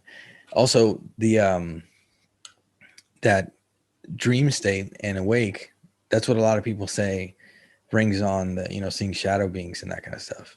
Right. It's that state that you're in, um which, you know I've talked about in the past, like, how much time do we really spend dreaming, and we really think that this is the real world? Yeah. How much time do you spend sleeping? And people just, we're just totally okay with that. We shut off for a few hours every night, you Most know? people, it's at least 1/3 of their life is spent sleeping in an Yeah. altered state of So consciousness. so where do you go? And how Yeah. do we know that this isn't the dream and that's the reality? Yeah. That madness that you experience isn't the chaos of the universe. And this is, I don't know, when we're actually sleeping. I know it's weird. I made a whole video about um, sleep paralysis and uh, how do you know, like, where you go when you dream, and how do you know that, how is it not considered as important as reality when we spend so much time in the dream state? you know you would think that it's like half of our life, or a quarter, like you just said, 1/3 of our life. um that seems like such an important place that you go so often. We should think about it more and try to understand where we go, or and what does it and mean. without sleep, if you don't go to sleep, people that go like 24 or 48 hours, 72 hours without sleeping, they start to hallucinate. I've been in Yeah, that state before. yeah, Uh, yeah. It's I've been so there too. weird, because I've actually been in the hallucination, and it was Yeah, when I was in basic training for the Air Force, and we're marching, and I had been so sleep deprived that I was looking. We march in these groups of people called a flight, and the flight ahead of us, like 30 guys in a flight. The flight ahead of us, I thought it was a great big vehicle, like a tank, in front of me, and I'm like, shaking my head, thinking, how'd that tank get in front of us? What is that doing over there? And but that was that state between awake and Yeah. asleep. Totally. So yeah, I've had that same experience too when I was a teenager. I Yeah. remember I stayed up with some friends, and then we stayed up like the next day, and I was driving, and I was on the highway, and I'm a stupid teenager, right? Driving on the highway after not sleeping, and all of a sudden the lights on the highway started just like going all over the place, and I was like, whoa, like I'll never forget it because it was just natural. It naturally happened, and no drugs, no anything, and all of a sudden you're hallucinating, and it's like, look how crazy the mind is. Like, yeah. look where you can go. Have you ever seen a UFO? I've seen strange things in the sky, right? I've seen Like a craft. anomalous lights. I'm talking like No, a craft. Okay. I can't. I have not. Have you? No, I've never seen that. I've talked to people who have. Andy McGrillen, Yeah. from that UFO podcast, he's seen one. Yeah, actually, he's seen two, and he shared those experiences with me. And I'm like, I have never seen. And I've talked to several people who have seen these Me too. craft, and Yeah. they're hovering there. There's no way that it's human technology, Yeah. unless we've developed anti-gravity or The thing is, we would have had to have developed that such a long time ago, yeah, because people have been seeing the same craft for such a long time that it Right. just wouldn't make sense. It would mean that there's been like a secret, I don't know, a secret group of beings living on the planet. I mean, that's basically what I've been saying over and over again. People think that they're visitors when it could be that they've actually just been here this whole time, and they're just not. There's not millions of them all over the planet. You know what I mean? There's only a certain amount of them. Yeah. I don't know. But I am jealous of all the people that have seen the craft, like the straight up physical craft, because I've seen lights and anomalous things in the sky, but not anything like Andy, for example. Right. I'm not the kind of person that I need to see that stuff to believe that other people have seen it. I Yeah. totally believe that other people are seeing that stuff.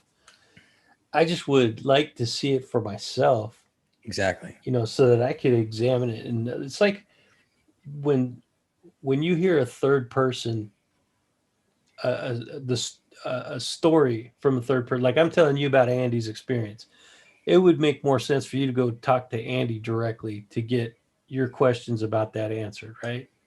Yeah.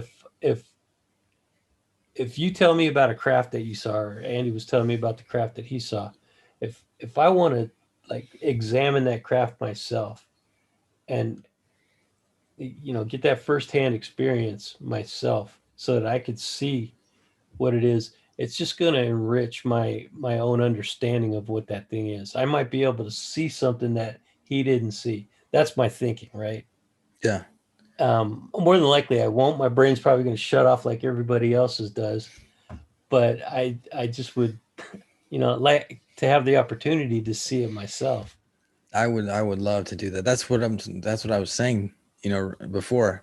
I was saying there's a certain point where, like, at this point in my life, I'm like, if I do have a close encounter, like, I have to kind of go for it. I have to kind of be open to it. Yeah. Because it's like, if not, I'm not going to have that experience and see the craft, and I'm not going to be able to tell anyone like what happened to me. Yeah. I'm just going to tell you, I've seen some anomalous lights, but I've had some strange experiences, but I remember having a moment a few years ago, like before 2012. I don't remember if it was after that story I told you or before the story. I don't even remember when that story took place, but it was a long time ago. The train story? Yeah. But I was thinking that with the technology that these craft have, all the good they could probably do the good and the bad, right? But I'm thinking more of the good, thinking like free energy and what that can mean for the world. And it got me frustrated because I started thinking, so why are they not helping us? And that's a whole nother discussion, but it's just, I want to see these. I want to see the craft. I want to see the craft up close. Definitely. I'm not going to go up and touch it. I've told everyone not to do it. So I'm not going to go against my own advice, but I will do my best to take it all in and, analyze it or do whatever. Like you said, try to figure it out. That's what it's all about. That and understanding who these beings are. That's something that like There's I a keep. plane flying around outside my window. Can you hear that? I just heard it a second ago. Yeah. Okay. Yeah, that happens sometimes, but Where are you next to an airport? no, I'm pretty far away from the airport, but the planes do fly close to here sometimes when they're coming in. We live um, about, I don't know, 15, 20 miles east of the airport, but there's a flight path that goes right over our house. Oh, that's cool. Yeah. I miss that though. I used to hear that a lot in LA. But we're in Vegas, so the light pollution here is just insane. You can't even see the night, I was the going to stars tell in you. the sky. I was going to ask you because if you're in Vegas, I was going to say, do you see the stars? But then I forgot. All the casinos probably block out the light, the stars, right? Yeah. Yeah, I actually think that's a helicopter. Yeah, They're checking that's in. a helicopter. They're checking Probably in on us. it's right. Black helicopters trying to find out what we're talking about. Well, Uh, supposedly, I mean, we make jokes about that, but I was trying to say people don't think about that enough, I think. oh Um, yeah. Lou Well, said Lou said recently that people that he knows, from um, I don't think I don't remember what he said exactly, but people he knows that are from his field, his area, right, are interacting with fake usernames on Twitter. right. And I was like, that's wild. I never thought about that. Like, I should have thought about that.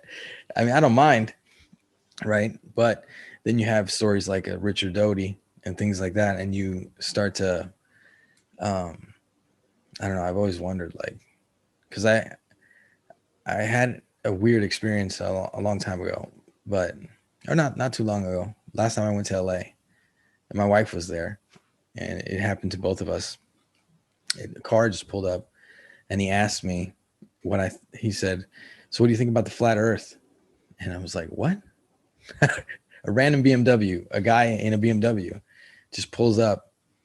I'm taking a picture of my wife, and she's standing on the other side of the alley.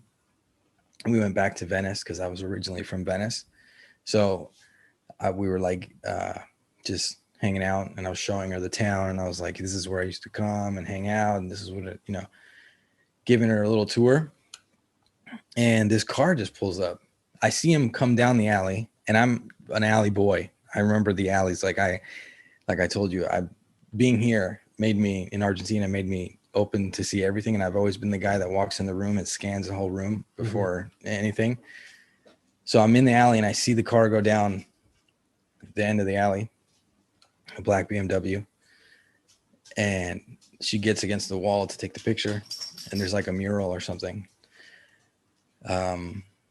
And the car reverses and comes down the alley in our direction. And I'm thinking, whatever, it's a BMW. It's also not like a gang member or somebody's going to kill me. It's the middle of the day. Like, it's not a big deal. And as the guy's coming up, I'm paying attention so we don't get hit by the car. And she's still standing there. And I'm going to wait for him to go by so I can take the picture. He stops his car right in front of me. He leans over to me because he's on the driver's side. She's on his side. He rolls down his window and he says, "So what do you think of the flat Earth?" And I look at him and I go, it was a guy like it looked like he had I don't know how to say this. He had like a suit on. He didn't have the top of the suit. He had like the dress shirt and the black pants. Yeah. And I look at him, I go, it was weird that he said that. So I said, some people think the Earth is hollow. If you go to a certain part of it, you can fly into it. And he goes, he laughs. He looks at me and he goes, "I'll be seeing you around." And he drives away. And I was like, what was that? And my wife was super creeped out by it. And I was kind of creeped out by it. Even though I don't think, I don't want to say like that was anything because then nothing happened, right? But it was just strange. Were you already into the Yeah. whole research Yeah, it and was. so? Oh, okay. Did you already have your YouTube channel? I don't think so. I think maybe. I don't remember. I had gone to LA. I have to think of That's when another the last weird. time was I went to LA. That's another weird coincidence or It was a weird synchronicity coincidence. that you and I, Yeah. because I've had flat Earth people contact me. I'm not even joking, man. When you said flat Earth, I'm like, "Wha- okay, maybe that's like some kind of A cult. an indoctrination attempt, right? Oh, those Yeah. people are interested in UFOs. Let's recruit them into the The flat flat Earth Earth. Society or whatever Yeah. it is. It was weird though. What happened to you? Oh, Same thing? no, uh, I get occasionally I get people who um, contact me about coming on the podcast Oh yeah. as a guest, and this is the first time I've had somebody's agent contact Oh. me to get on the podcast. And it was some dude, I don't know what his name is, but some dude Yeah. who's like really big in the whole flat earth movement Yeah. that wanted to come on the podcast. And I'm like not even interested in Yeah. entertaining the possibility of that happening. I think that's what the guy was at. I think the guy thought I was gonna, if I had responded a different way, he wouldn't have laughed, or because he responded almost like, okay, you said you didn't give me the response that a normal flat earther would give me because you're not a flat earther. And I was like, yeah, I'm not. Well, But what trips me out is why did he think that you that's would what be that kind of a person? that's what tripped me out. That's what freaked us out. Yeah. It freaked out my wife a little more, but I was kind of like, I search this stuff up all the time, and I'm the kind of guy that if you really wanted to find out, I got to be on some kind of list. If there's a list, I got to be on it. At this point, there's definitely no way I'm not on that list. Yeah. Yeah. Like, especially like I do lives. I'm on the channel all the time. I'm all over the place. Like, But you said this was before the channel, right? I think it was before the channel, but it could have been like right in the beginning of the channel. Okay. Okay. Like, because I've been doing the channel for a few years now, so I would just have to think of when I went to LA. But I think it had to it had to be like in between, like when the channel existed or something, because I thought it was weird, and I went back to where we were staying, and I remember telling my cousins, and I was like, "That's weird, right?" And they were like, "Yeah, that is weird," because that guy, first of all, the guy didn't seem like a crazy person because he had like a brand new BMW. Right. And he was dressed like he was coming from an office or something. And Like if he just picked you out there was off the street and said, yeah, "I'm gonna go see if that guy knows anything about the flat Earth." yeah. Why would he do But that? What I don't know. what indicator did you give that That's he what I'm would trying to think you're say. interested in that? That's weird. Yeah. That's weird, man. And That's definitely strange. but I've had some weird encounters that make no sense too, like that with people. Like that's not the only time. Another time in Buenos Aires, there was a guy that just, you never know. They could be like crazy people too, just crazy people, 100%. There was a guy in Buenos Aires that when I left, this time I totally had the channel. I think I just made the Skinwalker Ranch video or one of those videos, like right in that period of time. And I went to walk my dog, and there was this guy walking up the block, and he was just like grinning at me, like a creepy grin, right? But he was dressed, he wasn't intimidating or scary looking or anything. So I was just kind of like looking at him like, why are you grinning at me? I tried to make sure he realized that I was like, hey, do we know each other? And the guy came up to me and he said, hi. Like, almost like he knew me.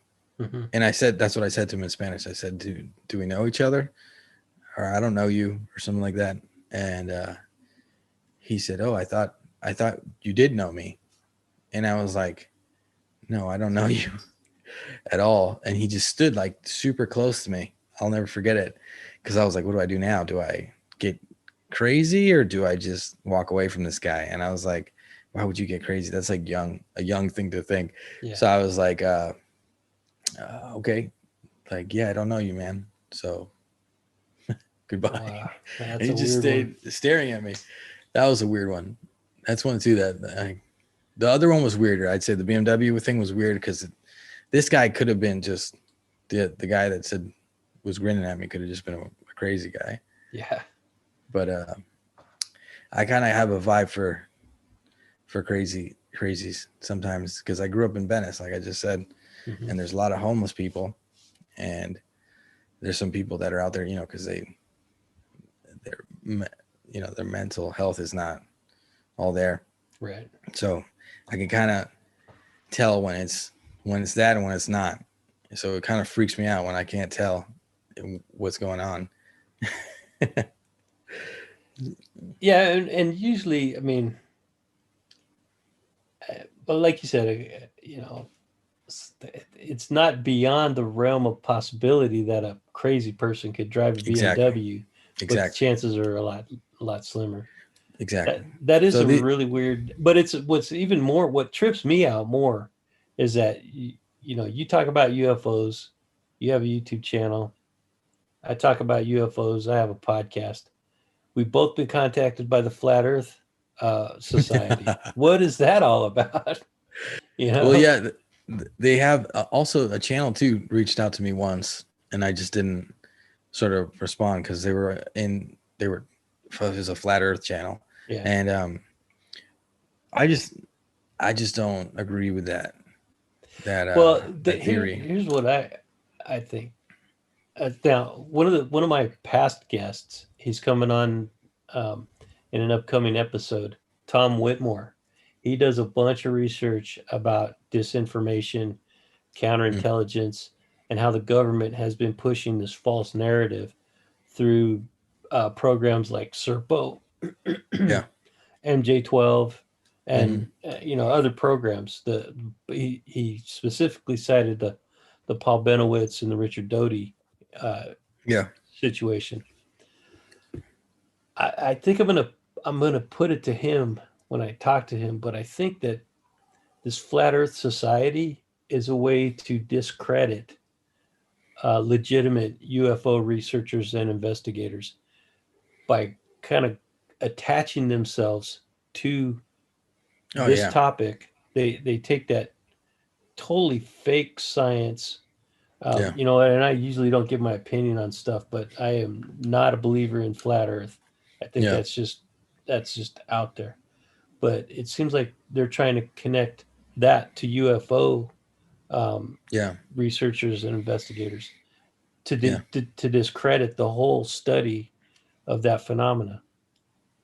Yeah. I don't know I if that's a mean, government thing or if it's something else, but it could be, but I've been it goes just as basic as me telling stories tonight. Sometimes I'll go like, wait, don't share. Even though I ask everyone, I do it only because I ask everyone to share their experiences with me, and I don't want them ever to feel uncomfortable when they share their experiences with me. So I'll share mine no matter how strange or weird they are, or maybe like the BMW guy and the guy that came up to me, whatever. That's not something I spend my days really thinking about. But there is a fine line that we have to walk, and we have to be careful now more than ever to try to keep this topic credible and try to keep ourselves in the right light. It's difficult at times when you're talking about mantis beings on a ship and you're trying to grasp it, you're trying to understand it. But did you listen to my episode where I talked to the guy who had that experience? I think I had tuned in a little bit, but Okay. I mean, I it's did very, talk to the guy who had an experience where he was taken on a craft and face to face with these mantid creatures, well, 15 there you foot go. tall mantid creatures. I mean, that's what I'm saying. So those are things that somehow, some way we have to fight to help that guy, his story, get taken seriously. So we need to be careful too when we interact with other groups. And there's definitely got to be some kind of Lou Elizondo and that group. like Chris Mellon and Louis Londo, you know, there's people that are against what they're doing, right? Yeah.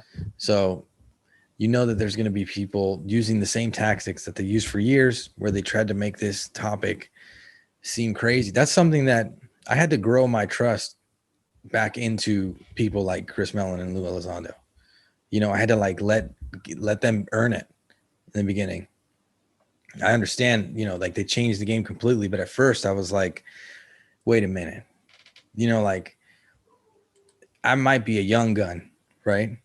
As they say on Twitter and stuff like that. But if there's one thing I've known since I started looking into this topic when I was 15 or when I was 14, is that we shouldn't trust the government, because they've been telling us they didn't have any of these secret projects looking into this topic. And now all those times that people were like, oh yeah, right, they got a secret project to look into flying saucers, now it's like common knowledge. And people forget that there was lots of years where they were saying they didn't have that and that didn't exist. And it's understandable. You know, the government's kind of like a parent, right? But your parents lie to you all the time. They do it because they think it's good for you. But like, yeah, people can't forget that. That doesn't mean that I don't trust Lou and TTSA and that sector. I just think we have to keep that in mind always. Like, Absolutely. we got to be very careful right now too, because it's like this report that's going to come out right in 180 days and that whole thing. I'm worried that if they don't put something out legitimate, right, something good, it'll just throw us back, right, in the eyes of the general public and in the eyes of Congress. And I'm also getting to the point where I'm like, do I really need to keep sitting around and waiting? I want the rest of the world to catch up, you know, but how long are we going to wait for them to catch up? Yeah. You know, I don't know. You said you were kind of new at this, right? Yeah. But I feel like at this point, like you came right at the best part. You showed up to the party right when you needed to. Because every year before this, before the Tic Tac, the gimbal, the Go Fast video, the FLIR video, all that stuff came out, we were just looking. We were looking and digging and searching. Now that that's out, and now that people like Lou Elizondo and Chris Mellon and TTSA, what they did, and this new emphasis on the topic, we're finally like, I can stand here and look at anybody in the eyes and say, yeah, UFOs are real. Now, what they are and who's piloting them, I can't confirm that to you. Like, I don't know. Yeah. Some people might know, but I don't. But I know that UFOs are real.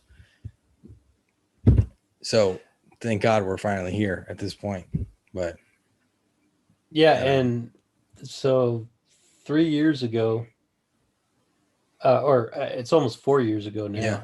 2017, when they broke that story in the New York Times, that kind of legitimized, and it made it okay for people like me to start talking about it.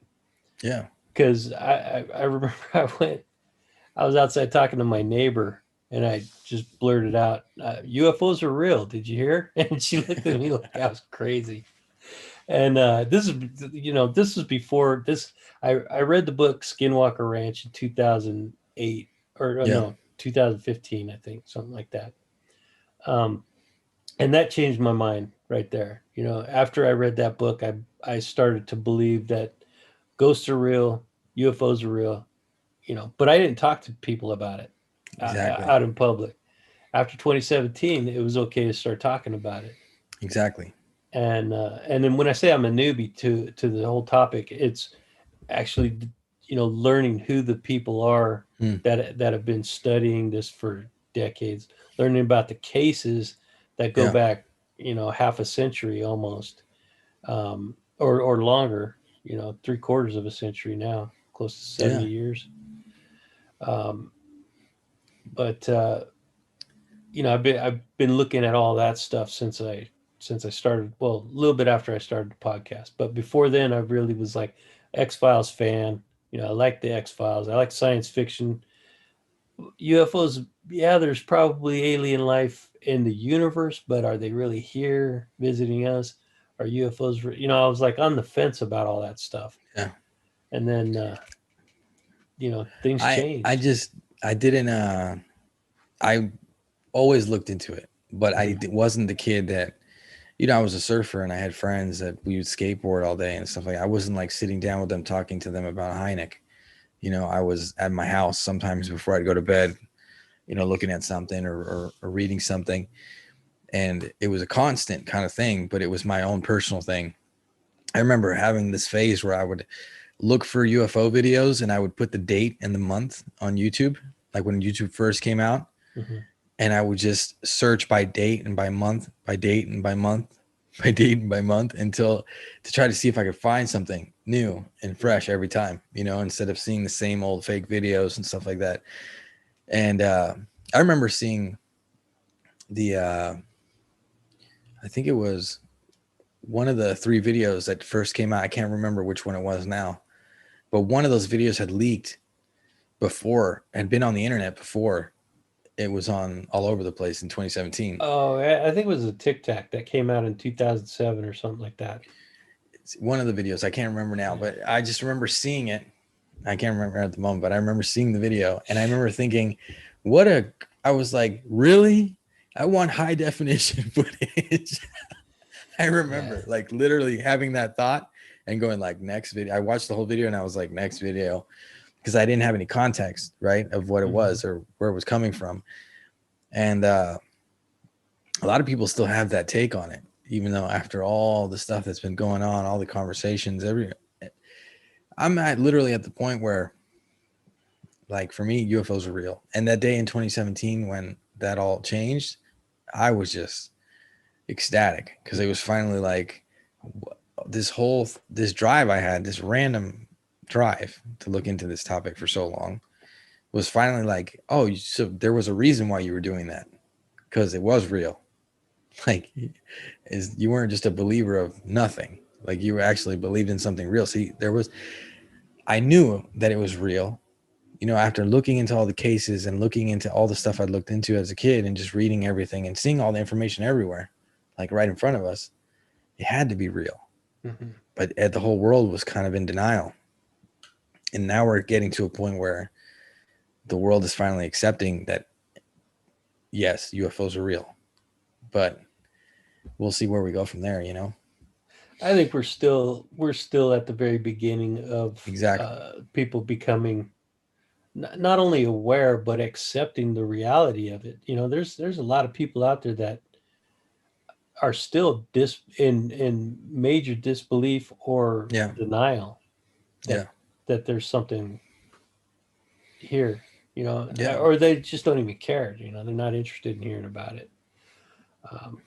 But there's a lot of work to do for, guys like, all the people that have come before and all the people that are starting to new YouTube channels and all that stuff. There's a lot of work to be done to get the word out and let people know just how weird our reality really is. Yeah. I think we're all, world that's far stranger than people want to believe. Yeah, totally. And I think that we're all doing our own part, and that you with the podcast and the channel and my channel, and even though people think maybe what we do is not as influential or as powerful as something that someone else might, right? A researcher, a real, like Richard Dolan or somebody like that, who I tip my hat to Richard Dolan every time I say his name, because the man knows his stuff, right? He's dug into the books, and but we are making a difference. And I think that in this day and age, it's like a super important thing that we're going to need to remember is what you just said. Like, we need people to be okay with it. So we have to normalize the topic. And how do you normalize an alien phenomenon? Right. I don't know. That's what we're trying to do. So, well, you talk to, in some situations, you talk to one person at a time. If you have a bigger platform, and a farther reach, then you talk Yeah. to multiple people at a time. If you have the ability and the tenacity to write a book, then do that. Write a Yeah. book, you know. Yeah. But people, Totally. yeah, people that feel compelled to do something should get off the fence and do that something that they feel compelled to do.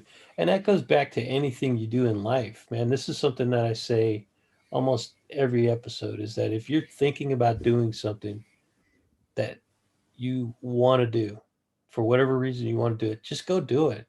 Stop making excuses of why it's not the right time, you're not totally prepared.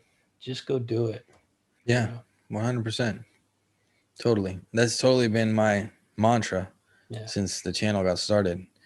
I realized, and then I regretted not starting earlier. And I regretted, I told you, like, uh, you know, I, I'm into cinematography and filmmaking. And this year I've been like, dude, you got to do something now. Like, you got to start now. I've been trying to build my gear up and get better. Like, I want to get a cinema camera, but they're expensive. So I'm thinking, how am I going to get that? But Oh, till you then, mean I'm like trying a to red? like a red or Oh wow, maybe yeah, not those are a very red, because expensive. they're very expensive, but Yeah. maybe like a black magic pocket, like 4K, and Okay. then rigging it up, Yeah. something like that, something Mhm. more affordable. Trust me, in Argentina, our the dollar to the peso is like, the peso is 80 times, like 80 pesos is the dollar, so I have to make 80 times what somebody else would have to make Yeah. to get it. But yeah, like, I think nowadays it's possible to make a film and not be Steven Spielberg Yeah. and make a badass film. It's possible to be an awesome photographer and not be a guy with $1 million lens. You just got to go out there and do it. Yeah. Totally. Yeah. So I agree 100%, man. And I know. So we could sit here and talk all night yeah, we could. because we share so many common interests. But and so I'm gonna cut this short, or not short, because we already been at it for 2 hours. Um, Apologies again for the technical difficulties. We had to switch over to a different platform because something is amiss with my my normal platform. But okay, so give people an opportunity if they want to reach out to you and contact you. How can they get a Yeah. hold of you? You guys can find me and on Twitter. I'm really active on Twitter. You can shoot me a DM at the Undead Gaucho. It's THEUNDEAD, and then Gaucho, like the Argentinian cowboy, which is GUACHO. I made sure to take my time there because I spelled it wrong before once, Well, I've been spelling it reading it out wrong like that. all day, man, because I spell it Gaucho. Oh no, there you go. See, look, Okay, I did it wrong. Sorry, got guys. it. It's 2 a.m. for me. Yeah, But every time I try to spell it out, because I'm like, people aren't going to be able to spell this, I spell it wrong. But it's, yeah, GAUCHO. got Sorry, it. guys. Yeah, we want to make sure And people know how to reach you. yeah, and I have a channel. It's also the Undead Gaucho. Um, Also on my hat here, Undead Gaucho, all over the place. So just look for the Undead Gaucho. It's a random name, so I'm sure I'm the only guy with that name. And feel free to contact me and talk to me if you're an experiencer, an abductee, a believer, a truth seeker. I'm here. We're all in this together. And yeah, thank you for inviting me on the show, Andrew. Absolutely, yeah, and I just want to reiterate that people should check out your channel. It's a good experience. When do you record? Because it's hard to kind of nail down when you're going to be live streaming. I'm normally live streaming Wednesdays, and I do it around 8:30 Argentina time. So That's PM, right? I think we're 5 hours behind you. we're 5 hours. You're 5 hours behind me, so it's late for some people and early for others. Yeah. But if you miss the live, you can always rewatch it, or I'm also uploading it as a podcast. So I guess just follow me on Twitter. You'll see all the movements and you'll know where to go. And again, remember, GAUCHO. There you go. Gaucho, the Undead Gaucho. All right, Gaucho. Well, and I know that's not your real name, but that's what you like to be called, right? My real name is John, but you can Okay. just Call me John. Don't worry. Okay. Good deal. All right, then. Yeah, unless you have something else you wanted to say, I think we'll call it a night. All right, man. But I want to thank you again for inviting me, and I had a great discussion, a great conversation with you. So Absolutely. It was sincerely my pleasure, and I'm glad we finally got a chance to do this. Hopefully, you'll keep the option open to come back on again in the future sometime. whenever you want, man, let me know. And seems like we do have a lot in common. So it looks like I made another friend. Awesome, man. Very cool, John. All right, then. You have a good night.